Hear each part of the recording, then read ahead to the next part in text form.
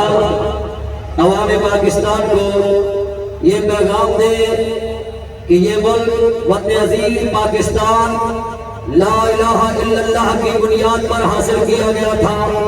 جب پاکستان حاصل کیا جا رہا تھا اس وقت جو نعرہ لگایا جا رہا تھا وہ صرف ایک ہی نعرہ تھا، پاکستان کا مطلب کیا، اور جواب آتا تھا لا الہ الا اللہ۔ دستور ریاست کیا ہوگا؟ محمد الرسول اللہ۔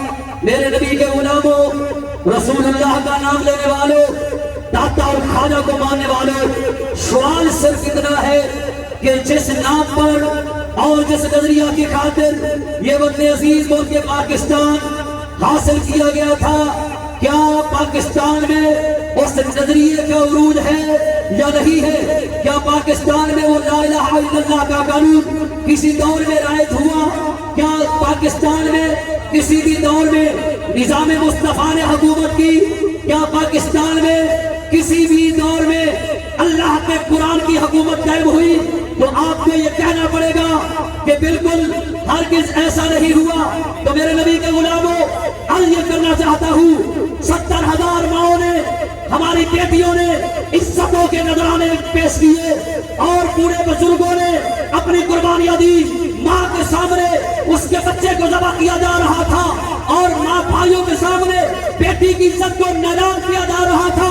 کئی ماں نے اپنے دودھ پیتے بچے، ان کے گلے جو ہے وہ دبا دیے تھے، کہیں سکھ اور ہندو نہ گئے، اور ان کی وجہ سے، ہمارے بچے کی وجہ سے کہیں مسلمانوں کی بیٹیوں کی عزت تار نہ ہو گئے۔ مسلمانوں، جب یہ پاکستان بنایا جا رہا تھا تو پاکستان کی اور بر صغیر میں جو نہریں تھی وہ خون کی ندیاں بن کر بہ رہی تھی۔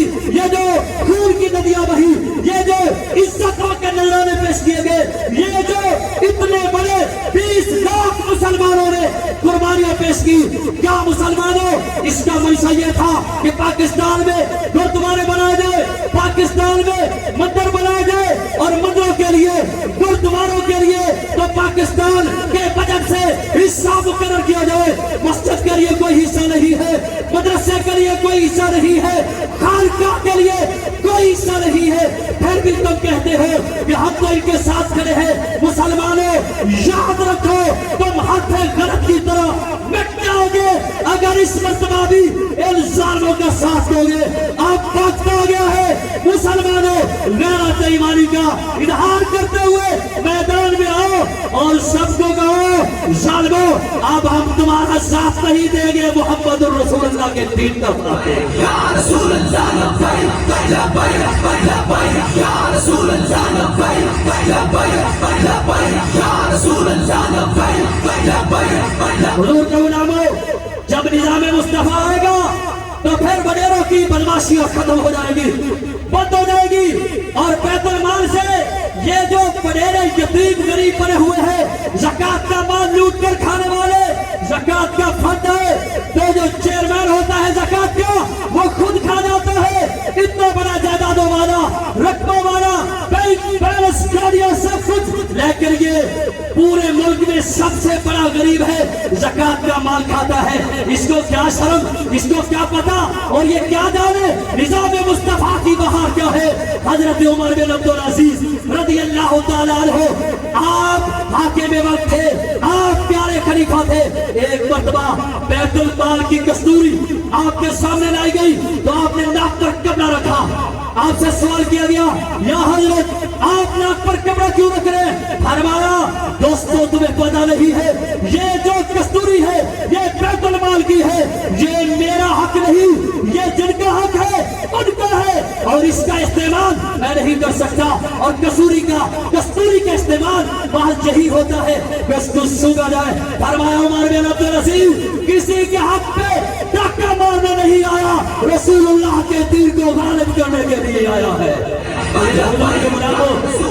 میرے حضور کے غلاموں، اگر تم چاہتے ہو پھر وہی بہار آ جائے، چاہتے ہو رسول اللہ کے دین کا جناب پرچم بلند ہو، تم اگر چاہتے ہو قرآن کی حکومت آئے، میں نہیں کہتا، بعض لوگ کہتے ہیں ہم مولویوں کا ساتھ نہیں دیں گے۔ میں نے کہا تم مولویوں کا ساتھ نہ دو، قرآن کا ساتھ دو گے، قرآن کا ساتھ دو گے اپنی کرسی کی بات کرے، اپنے گھر کی بات کرے، اپنی شہانہ شان چاہے تو مولویوں کو چھوڑ دو۔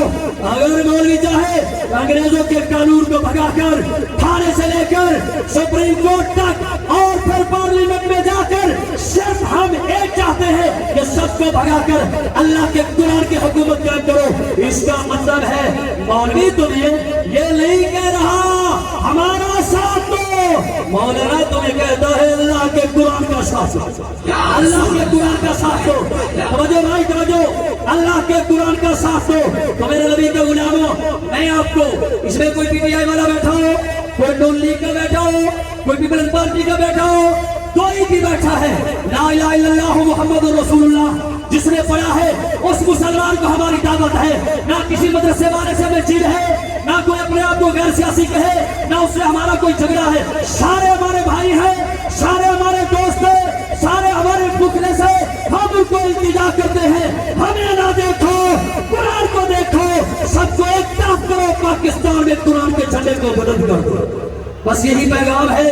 اگر اس کے اوپر ہم سارے کاربند ہو جاتے ہیں تو یہ سارے کے سارے بھاگ جائیں گے، قرآن کی حکومت آئے گی۔ جب اللہ کے قرآن کی حکومت آئے گی تو پھر ہر کسی کو عزت ملے گی۔ جیسے وہ ہمارے دوست کہتے ہیں جب دین تخت پہ آئے گا ہر مسلم عزت پائے گا۔ تو اگر ہم چاہتے ہیں عزت مل جائے ہر ایک کو تو اللہ کے دین کو تخت پر لاؤ۔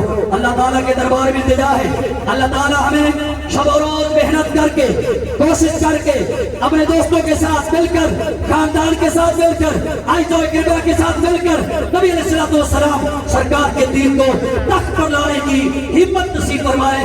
آمین و آخر دعوانا ان الحمدللہ۔